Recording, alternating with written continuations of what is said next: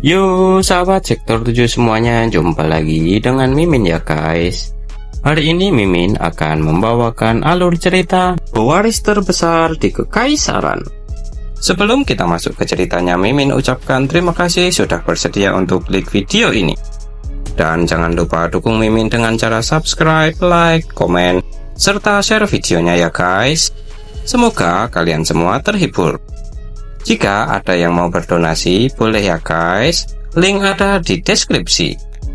Tak perlu menunggu lama lagi, langsung saja kita masuk ke videonya. Pada video sebelumnya diceritakan bahwa Claude ingin memberikan hadiah core monster untuk Estelle. Awalnya Estelle menolak menerima hadiah itu. Namun Claude pun memberikan alasan yang membuat Estelle akhirnya menerima hadiah darinya itu. Alasan Claude memberikan hadiah itu sebagai imbalan karena Estelle pernah menyembuhkan dirinya. Dan pada hari itu dirinya juga memutuskan ingin menjadikan Estelle tokoh utama di dalam festival kali ini. Sedangkan Estelle yang menerima hadiah itu mengatakan jika dengan hadiah itu maka tak ada utang lagi antara Grand Duke dengan dirinya. Mendengar hal itu, Claude pun tertawa karena senang serta bersyukur atas kejadian malam sebelumnya yang membuat Estelle mau menerima hadiah darinya sebagai imbalan penyembuhan. Lalu setelah itu Estelle pun bertanya benarkah Claude tahu apa yang sedang dirinya cari selama ini dan ingin membantu dirinya. Karena dirinya sama sekali belum bisa menemukan satupun petunjuk tentang hal itu. Claude pun menanggapinya dengan berkata bahwa meskipun dirinya belum bisa menceritakan semuanya kepada Estelle, namun Estelle pasti akan segera menemukan orang itu. Dirinya juga sedang berusaha keras untuk mencarinya. Melihat keseriusan ucapan dari Claude pun, Estelle hanya bisa terdiam karena dari apa yang dia ucapkan tak terlihat sama sekali jika dia sedang berbohong. Kemudian dengan senyuman manisnya Estelle pun mengatakan mohon kerjasamanya kepada Claude. Sedangkan Claude pun membalas senyuman itu lalu berpamitan kepada Estelle karena dirinya merasa ada serangga terbang yang mengganggu. Sontak ucapan itu malah membuat Estelle bingung dan Claude pun berlalu pergi meninggalkan Estelle sembari mengatakan jika hadiah itu sangat tak cocok untuk Estelle. Sedangkan tak jauh dari lokasi Estelle berada saat ini ada seorang bawahan dari putra mahkota sedang diam-diam bersembunyi. Dia diperintahkan untuk mengantarkan hadiah untuk Estelle. Namun dirinya tak menyangka akan melihat pemandangan seperti itu dan merasa khawatir bahwa hadiahnya tak akan disukai karena sudah mendapatkan hadiah yang sangat bagus dari Grand Duke. Akan tetapi bawahan putra mahkota itu pun dikejutkan dengan kemunculan Grand Duke yang tiba-tiba menemuinya dengan menanyakan siapa yang mengirimnya ke sini. Dan Claude pun menebak pasti dia merupakan suruhan dari putra mahkota. Dikarenakan hal itu dia pun ketakutan sembari mengatakan bahwa dirinya tak berniat menguping pembicaraan Grand Duke dengan Estelle. Namun dengan kesal Claude pun menyuruhnya untuk diam dan melemparnya ke atas tanah sembari memerintahkan agar dia mengatakan kepada tuannya untuk menghentikan semua hal yang tak masuk akal yang saat ini sedang dia lakukan. Dengan ketakutan yang luar biasa dia pun menyanggupi perintah dari Claude itu. Kemudian tak lama setelah itu di kediaman putra mahkota dia melaporkan apa yang dilihat dan dialaminya kepada putra mahkota. Putra mahkota yang mendengar hal itu pun sedikit kesal dan memintanya untuk segera mempercepat persidangannya. Karena dirinya harus bergegas sebelum banyak lalat yang mengganggu rencananya lagi. Kemudian keesokan harinya pun tiba terlihat seseorang melapor kepada Kaisar bahwa pemenang festival berburu tahun ini sudah datang yaitu Putri Mercedes. Kaisar Asterius pun terlihat pucat memintanya untuk segera mempersilahkannya masuk. Tak lama setelah itu Estelle pun masuk menghadap Kaisar Asterius dan sedikit terkejut karena melihat Claude sudah ada di sana sambil tersenyum melihat ke arahnya. Lalu Estelle pun membungkuk memberi salam kepada Kaisar Asterius. Akan tetapi Kaisar Asterius malah bergumam jika Estelle sangat mirip dengan Ivona. Walaupun sudah lama dirinya tak melihatnya, namun masih teringat jelas bahwa Estelle sungguh sangat mirip dengannya. Kemudian meminta maaf kepada Estelle karena dirinya tak bisa melindungi ibunya dan seharusnya dirinya juga menghentikannya. Serta dirinya baru bisa menyempatkan waktu hari ini untuk bisa bertemu dengan Estelle. Itu dikarenakan kesehatannya yang kurang baik akhir-akhir ini. Akan tetapi Estelle tak mempermasalahkan hal itu dan dengan sopan meminta Kaisar untuk tak berbicara seperti itu. Kemudian Estelle pun melirik ke arah putra mahkota sembari dalam hatinya berujar jika dirinya harus membicarakan tentang putra mahkota, namun tak menyangka dia ada bersama dengan Yang Mulia Kaisar saat ini. Kemudian dengan membulatkan tekadnya, Estelle pun mengutarakan bahwa ada hal penting yang ingin dirinya sampaikan kepada Yang Mulia Kaisar. Dan dengan tegas mengatakan jika dirinya ingin menyampaikan perihal keributan yang telah terjadi saat festival berburu sedang berlangsung kepada Kaisar. Mendengar hal itu, Yang Mulia Kaisar pun menginfokan bahwa Grand Duke baru saja mengatakan seperti apa yang ingin Estelle ungkapkan. Dirinya tak tahu persis masalahnya, namun sepertinya itu merupakan masalah yang sangat serius. Kemudian setelah itu Estelle pun mengungkapkan bahwa monster yang muncul di tempat berburu sebelumnya merupakan monster tingkat tinggi yang sulit ditemukan di daerah sekitar sini. Jadi itu bukan merupakan sebuah fenomena alam. Mendengar hal itu, Yang Mulia Kaisar pun merasa begitu dengan mengatakan bahwa dirinya sudah melihat core monster yang sudah dihadiahkan oleh Grand Duke kepada dirinya. Ukurannya sangat besar dan sulit untuk mempercayai bahwa core itu berasal dari monster Asterius. Lalu Claude pun menimpali dengan mengatakan bahwa dirinya telah menyelidiki hutan serta menemukan fakta bahwa ada orang yang sengaja memindahkan monster dari wilayah utara dengan menemukan jejak sihir perpindahan ruang yang sangat luar biasa besar. Namun kesatria kekaisaran mencegah penyelidikan itu, dan ketika dirinya kembali ke hutan, jejak sihir itu sudah sepenuhnya hilang tanpa jejak sama sekali. Kemudian mengungkapkan bahwa sejauh ini tersangka utamanya adalah Johann Asterius yang memiliki wewenang mengatur prajurit kekaisaran. Maka dari itu dirinya memohon agar hak kekebalan Johann Asterius dicabut serta meminta izin untuk menyelidikinya. Mendengar hal itu, Johann pun mengatakan jika Claude sudah gila karena sudah berani mencurigai putra mahkota. Sedangkan Yang Mulia Kaisar yang mendengar hal itu merasa pusing sembari memegang kedua matanya, tak mempercayai apa yang baru saja dirinya dengar. Lalu dengan senyuman ketus dan kesal, Johann pun menambahkan bahwa sepertinya Claude menuduh dirinya hanya karena kesatria kekaisaran berada di bawah perintahnya, serta berkilah bahwa tak ada gunanya juga dirinya memanggil monster-monster itu. Akan tetapi Claude pun dengan tegas mengatakan jika seharusnya dia tak menanyakan itu kepada dirinya, karena bahkan Johann melakukan semua itu memakai sihir yang membahayakan masyarakat. Johann pun tambah kesal mendengar kata-kata itu, kemudian beralasan kepada Yang Mulia Kaisar bahwa apa yang diungkapkan oleh Claude merupakan sebuah fitnah yang tak masuk akal. Sedangkan Yang Mulia Kaisar yang mendengar hal itu dengan tegas berteriak kepada Claude apakah dia berani bersumpah bahwa semua yang diucapkannya itu bukanlah kebohongan atau melebih-lebihkan perkataannya saja. Namun Estelle pun langsung menimpali jika dirinya akan menjamin perkataan dari Claude tersebut.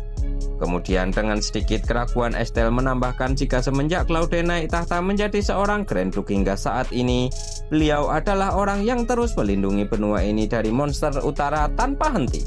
Karena itu menurut dirinya orang seperti itu tak akan berbohong tentang monster. Maka dari itu dirinya akan menjaminnya atas nama Mercedes. Mendengar perkataan Estelle itu, Yang Mulia Kaisar pun menghela nafas dan mengiyakan permintaan dari Claude tersebut. Namun berbeda dengan Johann yang merasa keberatan dengan keputusan ayahnya itu, akan tetapi keberatannya itu membuat Yang Mulia Kaisar malah berteriak kepadanya dan menyuruhnya untuk diam. Kemudian menjelaskan bahwa Johann sebentar lagi akan menggelar upacara penobatan. Seharusnya keributan semacam ini tak boleh terjadi sebelum upacara itu terjadi. Karena seorang kaisar tak boleh mundur meskipun dihadapkan dengan kecurigaan. Jika Johann menutupi masalah seperti itu, maka dia sama saja mengikuti jejak mendiang kaisar terdahulu. Dengan raut muka kesal yang tak bisa disembunyikan lagi, Johann pun akhirnya menuruti apa yang diinginkan ayahnya itu, lalu meminta agar Claude melakukan penyelidikan seperti apa yang diinginkannya. Kemudian Claude pun menanyakan apakah dirinya juga bisa menggeledah kediaman putra mahkota juga. Mendengar hal itu, dengan sedikit panik Johann pun protes kepada ayahnya. Karena menurutnya itu merupakan wewenang yang berlebihan dan sama saja seperti Grand Duke sedang mengabaikan keluarga kekaisaran. Yang Mulia Kaisar pun membenarkan pendapat Johann itu dan merupakan tindakan yang sedikit berlebihan walaupun dirinya tahu bahwa Grand Duke sedang mencurigai anaknya itu. Belum selesai dengan kata-kata itu, Yang Mulia Kaisar pun terbatuk serta bawahannya pun meminta agar pertemuannya cukup sampai di sini saja karena Yang Mulia Kaisar sudah sangat memaksakan diri hari ini. Mendengar hal itu, Claude pun mengikuti kemauan bawahan kaisar dan pamit undur diri dari tempat itu. Tak lama setelah itu terlihat bahwa Claude dan Estelle sudah berada di luar tempat itu. Di sana Claude berterima kasih karena berkat Estelle mereka saat ini bisa menyelidiki putra mahkota.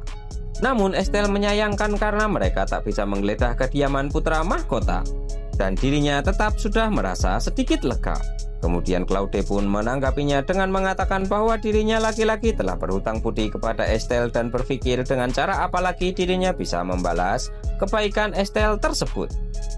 Sontak hal itu membuat Estelle terkejut dan meminta agar Claude tak boleh memberinya core monster seperti kemarin. Bersamaan dengan hal itu, Estelle pun menyadari jika ternyata Lily ikut dengannya lagi dan sedang merasa kelaparan.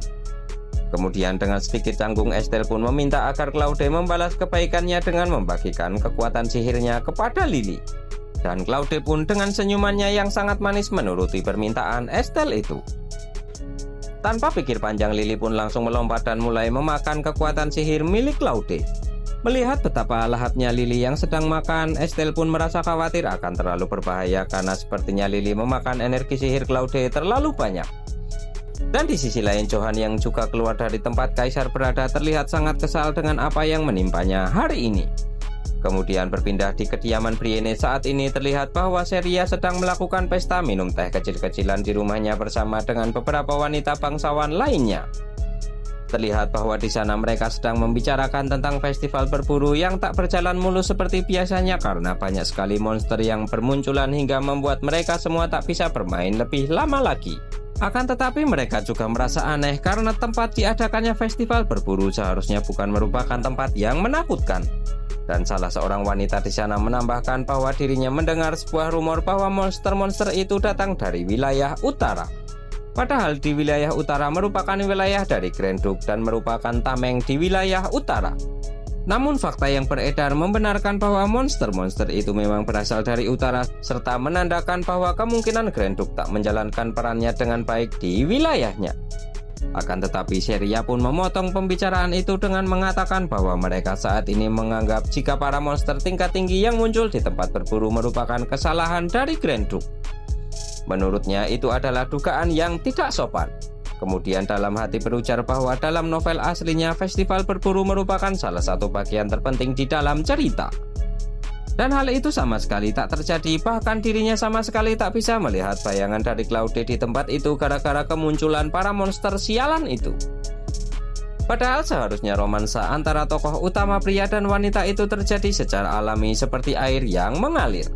Namun menepis pemikirannya itu dengan mengatakan bahwa cerita aslinya masih belum dimulai. Akan tetapi tiba-tiba Seria dikejutkan dengan ketukan pintu dari pelayannya yang menginfokan jika ada tamu yang sedang mencari dirinya. Seria pun menanggapinya dengan menanyakan siapa tamu yang sedang mencari dirinya itu. Pelayannya pun menginfokan jika yang datang adalah Tuan Vermont Alsius. Mendengar hal itu, para wanita yang ada di sana pun terlihat terkejut dan Seria pun berdiri sembari tersenyum berpamitan kepada para wanita yang sedang minum teh bersamanya untuk meninggalkan tempatnya saat ini guna menemui seorang tamu yang sangat penting. Setelah itu, Seria pun terlihat sedang menemui tamu itu sembari menyapanya. Tamu itu merupakan seorang hakim ketua yang akan memimpin persidangan keluarga Brienne yang bernama Vermont Alsius. Tujuan kedatangannya itu untuk mendengar cerita tentang Estelle yang merupakan saudara perempuan dari Seria. Dirinya ingin mendengar dari sudut pandang Seria karena hari itu merupakan hari pertama kedatangan Seria ke kediaman ini. Jadi dirinya ingin tahu bagaimana kesan pertama pertemuan Seria dengan Estelle saat itu. Menanggapi pertanyaan itu, Seria pun mulai bercerita bahwa hari itu merupakan hari yang sangat luar biasa. Karena bagi dirinya segala sesuatu yang ada di rumah bangsawan tampak seperti gambar yang ada di dalam buku dongeng. Dan Nona Estelle benar-benar seperti peri yang mengenakan sepatu cantik dengan renda yang begitu mewah. Itulah kesan pertamanya saat bertemu dengan Estelle.